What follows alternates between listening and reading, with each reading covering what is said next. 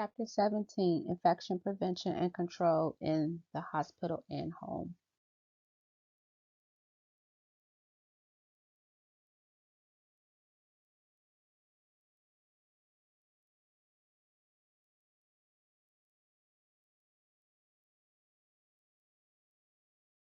So, infection will go through four stages.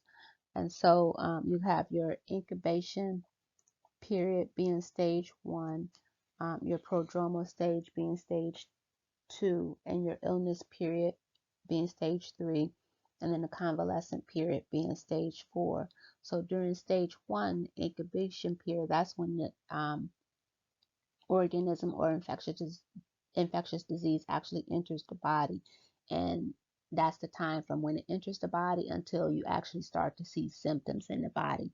And so during this stage, you can still transmit the infection to others. So you're still considered infectious during during the incubation period.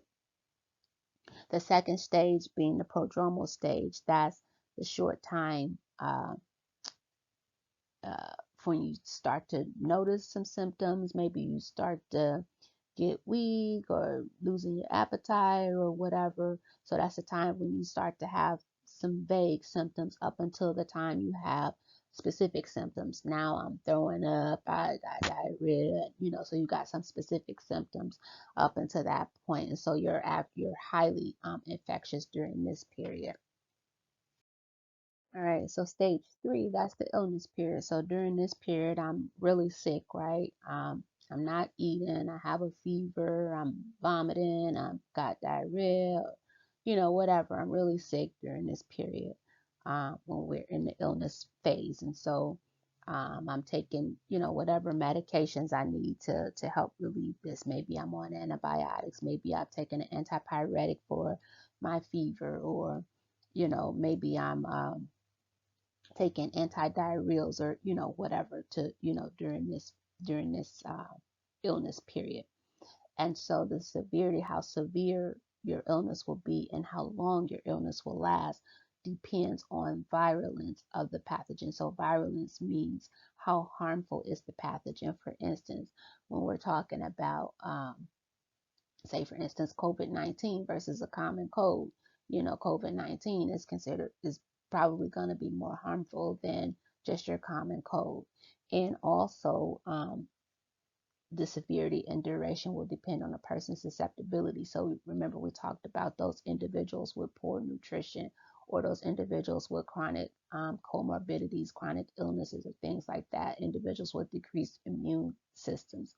um, those can make the symptoms more severe and the duration longer as well. Your stage four is your convalescent period. And so that's when the symptoms start to subside. You start getting better and start returning to some sense of normalcy during the convalescent stage. Okay, healthcare associated infections. When we're talking about healthcare associated infections, these are infections that are transmitted while a person's receiving healthcare services. So it could be while you're in the hospital, it could be while you're in a long-term care facility, it could be while you're receiving home healthcare services, it could be while you're at the clinic, whatever, while you're receiving healthcare services. These are considered healthcare associated infections.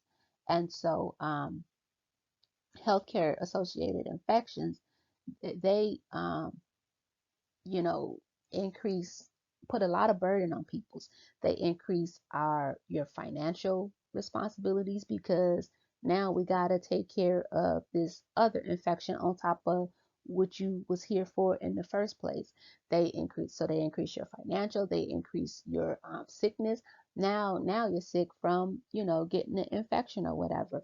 They increase the death rate on people, because when we talked about those people that are more susceptible, like weakened immune systems and things like that, if they get infections, then certain people, it puts them at a higher risk for death. Um, the CDC said over 90,000 people a year die every year from these healthcare associated infections. And so things when we're in the facility, things that put us at risk or higher risk for healthcare infection. Anytime we have any invasive procedures, anytime we have any catheters inserted, so urinary catheters, IV lines, um, central lines, PIC lines, any implanted prosthetic devices, artificial airways, any of those things.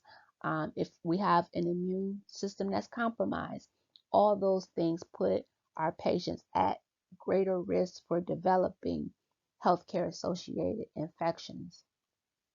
So, although healthcare associated infections are very common, they are extremely preventable.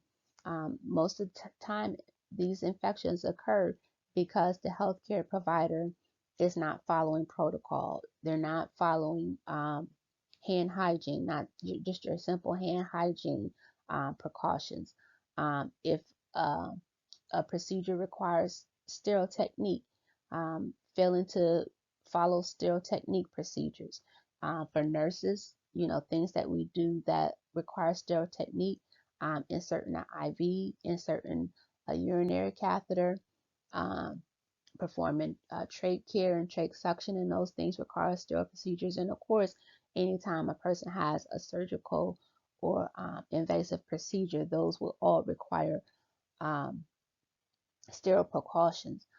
Just using standard precautions on every person that we encounter. Like we said, we're going to treat everybody as if they're infections, as if they are infected. There have been times where you have an outbreak of C. diff on a whole unit, and that could be because you have one person, a healthcare worker, going from the patient that's infected with C. diff, not following proper protocol, go to another patient and taking care of them, then transmitting that infection, then still not following proper protocol, going to another patient, infecting them. So our healthcare workers are our primary reason for healthcare associated infections developing. So following your surgical asepsis, following your standard precautions, following isolation precautions. If your person is on isolation precautions, airborne, droplet, contact, following those precautions, those are the best ways you are going to prevent the spread of healthcare associated infections. So an effective infection control program is multifaceted, and it includes a diverse group of team members ranging from the top administrators to housekeeping staff. The organization must be committed to developing an agency-wide infection control plan. So, in addition to the general infection control interventions, the plan should include a program that specifically addresses the healthcare associated infections. Um, you have some top tier, healthcare associated infections. Your four main healthcare associated infections are going to be central line associated bloodstream infections, which are called CLABSIs, your catheter associated urinary infections, which are called CAUTIs, your ventilator associated infections, and your surgical site infections are your top four. And so healthcare organizations are required to monitor for healthcare associated infections and have programs in place to prevent um, to prevent these infections, and then have effective infection prevention programs. Should also include, employee health programs, and so they identify and control work-related infections and treatments because um, our healthcare workers can become infected as well, and so nurses spend a significant amount of time providing direct care. And so they serve as the key players to preventing, how do we prevent infection or whatnot, as nurses. So we need to make sure we're monitoring diagnostic reports related to infection, observing patients for signs of infections, implementing procedures to contain the microorganisms, properly handling, sterilizing, and disposing of contaminated items, using appropriate sanitized methods. and recognizing individuals that are at high risk for infection and implementing, appropriate, protection for those things. What do we say are high risk? Are very young, are very old, people with chronic multiple conditions, people whose immune systems are compromised, people with open wounds, people with any type catheters, whether it be a Foley catheter, whether it be an IV or central line, identifying all these individuals and making sure we put proper protocols in place to prevent infection from developing. Okay, so your book discusses two tiers of infection control that was developed by Healthcare Infection Control Practices Advisory Committee of the CDC, Center for Disease Control. Tier 1 being standard precautions, which we've been talking about. Standard precautions we're going to use on everybody. We're going to treat everybody as if they're infected. So we're going to use our proper PPE anytime we're coming in contact with blood and body fluids. So, we're going to use that on everyone. Then we have our transmission-based precautions. And so those are based on identifying specific secretions that might be infected. So, if they are airborne, that means like airborne or droplet or contact. And so if they are on specific transmission-based precautions, you're still going to use those standard precautions in addition to whatever specific transmission-based precautions that the person might be on as well. Okay, so like we said, for standard precautions, that's going to be for everybody. No matter what, we're going to treat everybody as if they're infectious. So anytime we're coming in contact with blood and body fluids, we are always going to wear our appropriate PPE as necessary. If our clothes are coming in contact with blood and body fluids, we're going to wear a gown. We're going to always wear gloves. If there's potential for splashing, we can wear face mask, goggles, or face shield or something like that. Okay, let's see, airborne precautions. So airborne precautions, those are individuals. So it's different than droplet precautions. When we talk about droplet precautions, that's if I sneeze or cough and within 3 feet, I could, if the saliva or sputum that comes out gets on you and you're within 3 feet. But then once it drops to the floor, it dries, it's no longer an issue. Versus airborne, it stays in the air. So that infectious agent stays in the air when we're talking about airborne precautions being needed. So airborne would be like your measles, your varicella. Varicella is chickenpox. TB. TB would be airborne. And so with that one, you're going to actually wear N95 mask with that. So airborne precautions, your airborne infection isolation room is the preferred method or preferred room for them. The room would be equipped with special ventilation features in this type of room.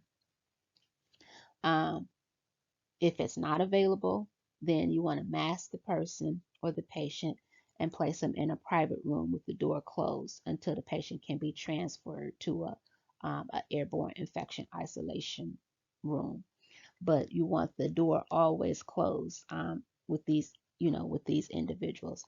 The healthcare provider should be wearing a mask or respirator, depending on the disease. So like I said, TB, they need an N95 respirator, for TB. The mask or the respirator, whichever one you have on, it should be put on before you enter the room, and then you don't take it off until you actually leave the room. And the healthcare employee should not be assigned to provide care for patients with vaccine preventable airborne diseases.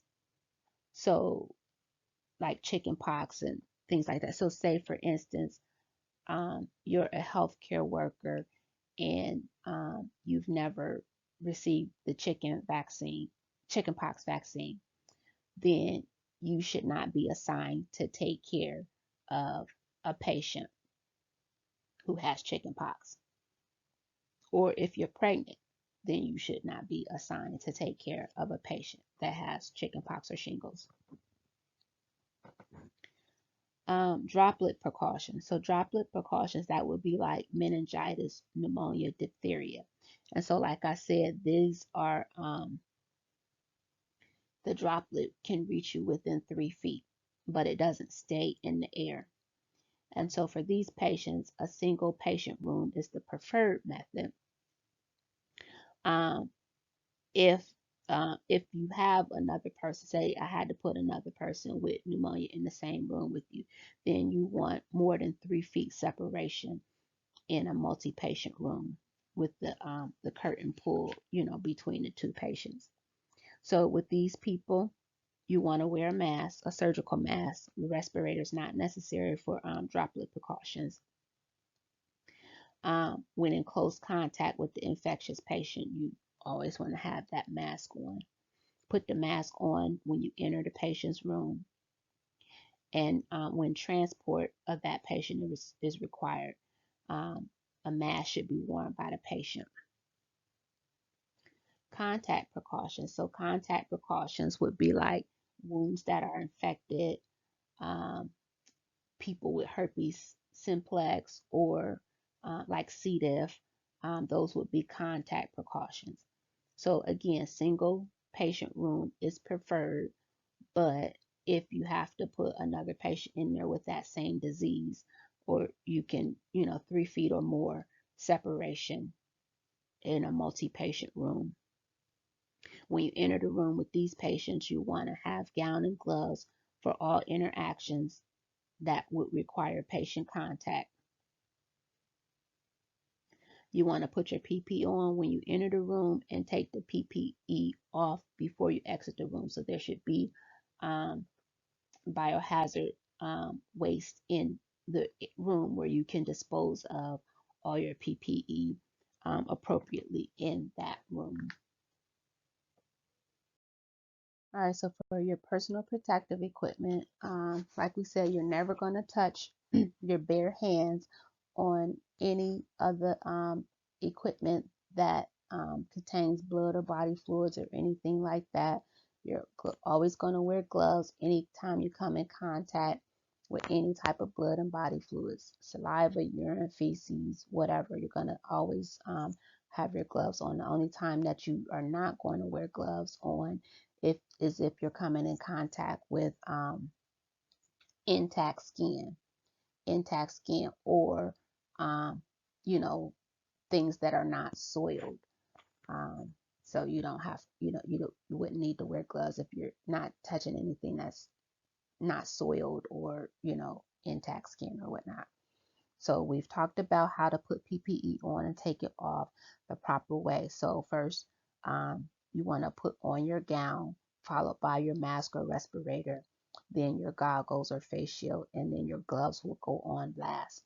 And then when you're taking your PPE off, the gloves are the first thing that you would take off, because they'll be soiled. So you don't want to touch anything else with your soiled gloves. So that'll be the first thing you take off, followed by your face shield or goggles, then your gown, and then your mask or respirator will be last. Remember, if you're wearing a respirator, you don't take that off until you actually exit the patient's room. So when you have patients on isolation, um, if you gotta collect specimens, you want to label the specimen containers before you go into the room.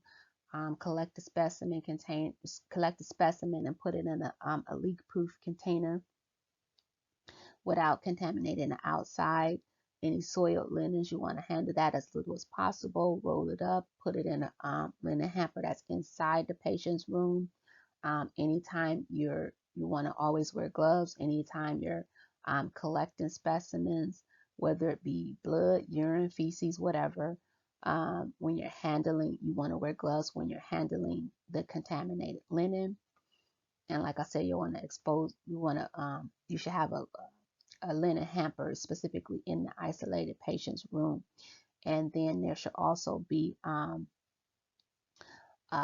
container, a biohazard container in the patient's room if they're on isolation for you when you remove your personal protective equipment, where you throw your personal protective equipment in the container in the room for your patients that are on isolation.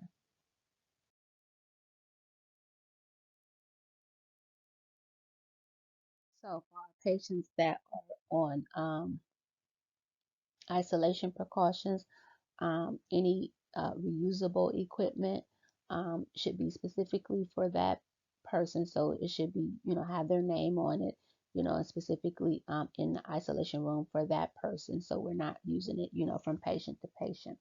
For our vital signs, there should be a stethoscope and a blood pressure cuff specifically for that patient that's on isolation, and that's the only person you use it for, so it stays with the patient and stays, for that patient only.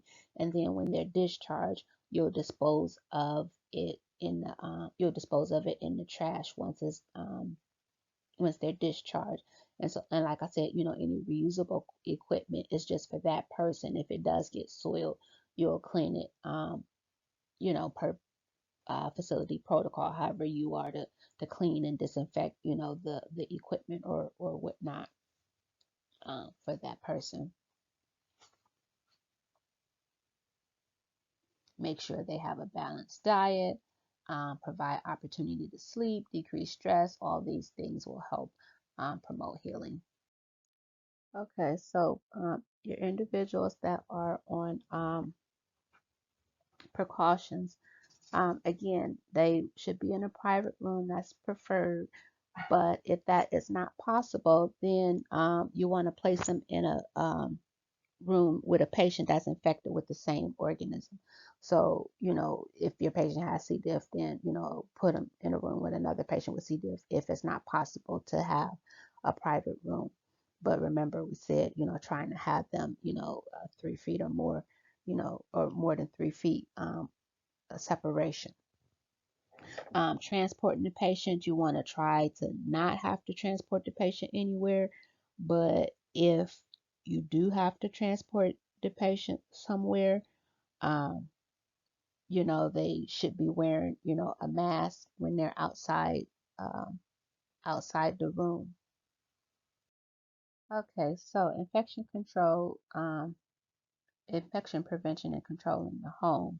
So, if you've got an infected person, you want to keep the clothes and linen away from others, until they've been washed.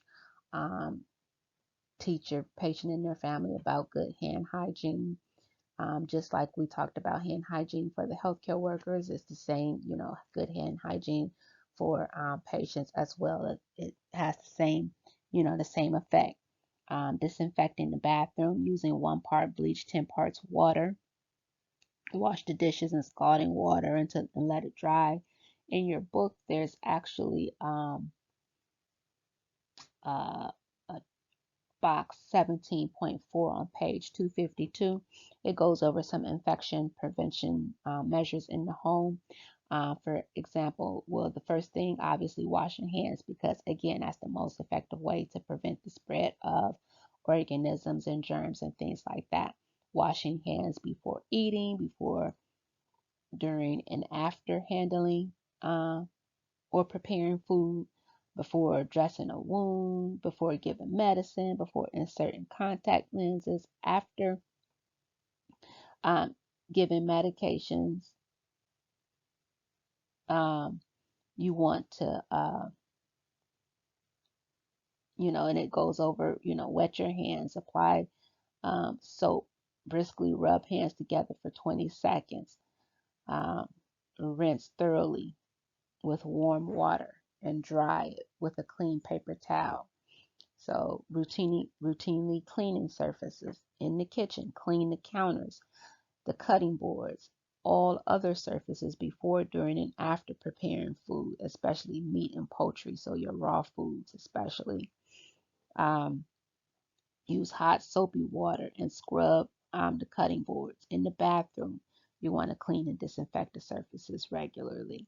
You want to handle and prepare foods safely. Um, don't let food sit out. Refrigerate it promptly. Cook foods thoroughly. Don't cross-contaminate foods. Get immunized. Use your antimicrobials appropriately. So meaning use it exactly as how it was prescribed. Be careful with pets. Make sure they get their immunizations as according to what the vet says.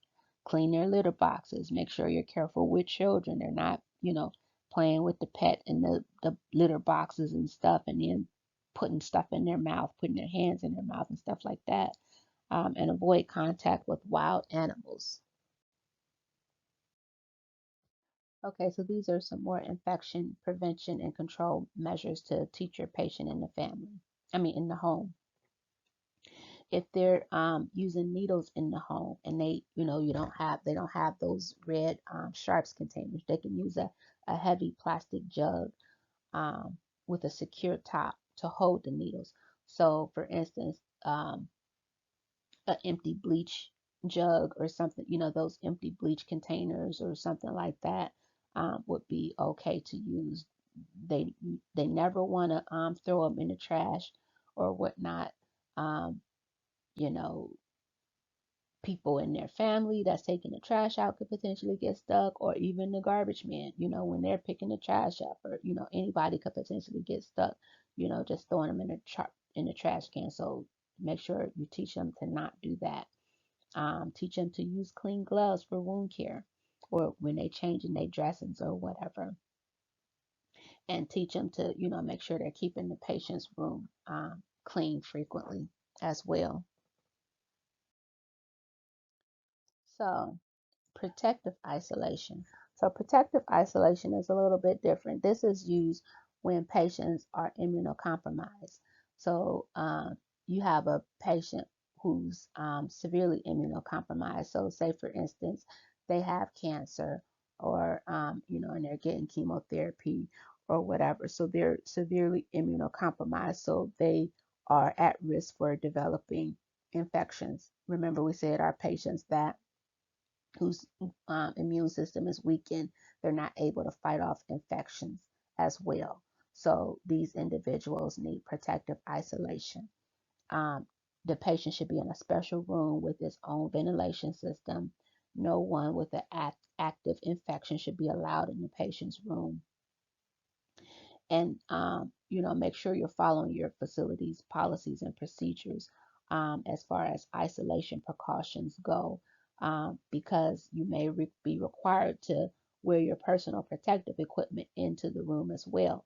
The It's not so you don't get infected, but it's so that you don't bring any infection to that person. You don't want to bring any germs from anywhere outside into that room with that patient. So making sure you're following facilities protocol and wearing the necessary protective equipment and whatnot when you go into the room as well. So just think about if you're on isolation for for a long period of time. It doesn't even have to be that long period of time. Just being in isolation, not being able to have contact with people, like people, coming in and they got to, do all the gown up and everything. So think about what that does to a person's psychological or mental status.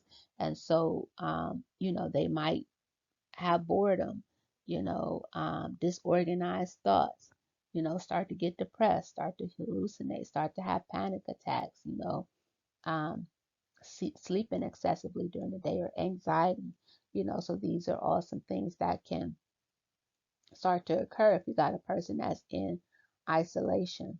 And so, as the nurse, you want to make sure you listen to your patient's feelings, you know, um, try to engage the person in some type of meaningful conversation, or whatnot, so that they're not feeling lonely or whatnot. If they do have visitors, make sure the visitors, feel welcomed as well. So all healthcare entities have to follow OSHA precautions or regulations to protect the healthcare workers from exposure to any bloodborne pathogens or whatnot in the workplace. So, according to your book, the three modes of occupational exposure to bloodborne pathogens are puncture wounds, so like from needle sticks and things like that, skin contact, so blood and body fluids, um, or infectious agents enter through broken skin, or infectious agents enter through the mucous membranes. So your eyes, your mouth, your nose, things like that. So ways that nurses can decrease their risk for um, these infectious agents entering the body. Again, good hand hygiene. We keep saying that's the number one way to prevent transmission. Good hand hygiene. Using your medical asepsis techniques as appropriate. Wearing your personal protective equipment. A lot of facilities now are using needleless IV equipment. And so, to try to prevent needle sticks and things like that, or the needle guards or whatnot to try to prevent needle sticks. And getting your immunizations. A lot of healthcare facilities require you to have certain immunizations, such as your chickenpox, your hepatitis B, your influenza, MMR, things like that, tetanus, making sure you have your immunizations to protect you, um, should you get exposed to something. Okay, so sterile procedures. Remember, we said we use sterile asepsis when we're trying to eliminate all the microorganisms. And so, when we're doing things like inserting a Foley, doing trach care, trach suctioning, inserting IVs, things like that, any type of invasive procedures, we're going to use sterile technique. So when we're opening our sterile packages, we want to perform hand hygiene first. You want to open the sterile package away from the body. So when you first open, you'll open away from the body. You only touch the outside wrapper. And then remember, you had that 1 inch border around, surrounding the outside of the sterile field. That's considered unsterile, that 1 inch border outside around the sterile field. You do not want to reach across your sterile field. If you reach across your sterile field, then it's considered unsterile. You always want to face your sterile field. If you turn your back away from the sterile field, it's considered unsterile. Allow at least 6 inches between the body and the sterile field. If you're, like when we're doing trach care and you have to pour saline in the container, if you splash any saline or peroxide on the sterile field, then it would be considered unsterile. Anytime you do anything that causes the field to be unsterile, then you need to start the process over again, because you run the risk of introducing bacteria into the person, because we are, entering a foreign object into the body. So any breaks in the sterile technique contaminates the field, the supplies, and the equipment. Make sure you check the date for expiration for sterility for each sterile package, and if it's expired, you don't want to put expired packages back into the inventory. Okay, during this stage of infection, would a patient be irritable, be fatigued, experience malaise, have an elevated temperature, and be considered highly infectious? Is that 1, incubation period, 2, prodromal period, 3, illness period, or 4, convalescence period? So your answer is going to be 2, the prodromal period. That's the onset of vague symptoms. Often the patient doesn't know he's sick, or and he's highly infectious.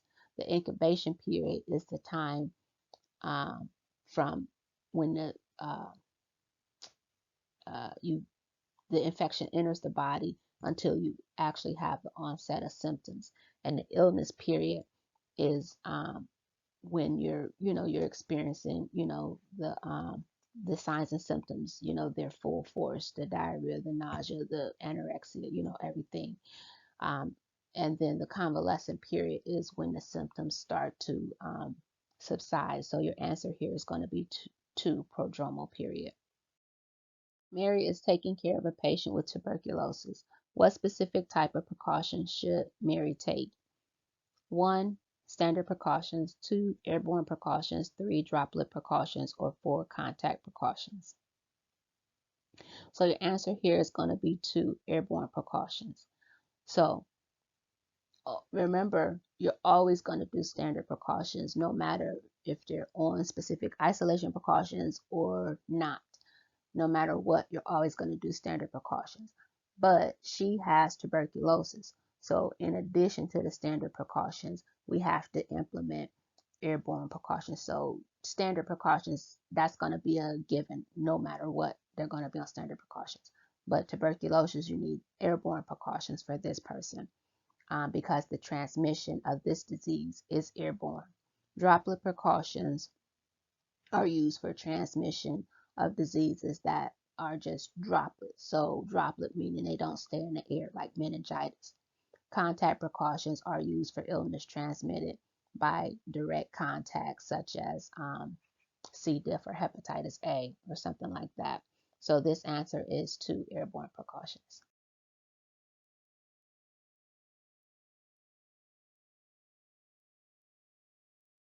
When opening a sterile package, a nurse should do all the following except: 1. Select a moist tabletop at eye level.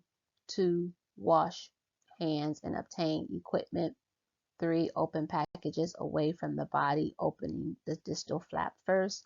4. Lift the front flap up and towards the body, handling only the outside wrapper. The answer here is 1. Moisture moisture will contaminate the sterile field and the supplies. So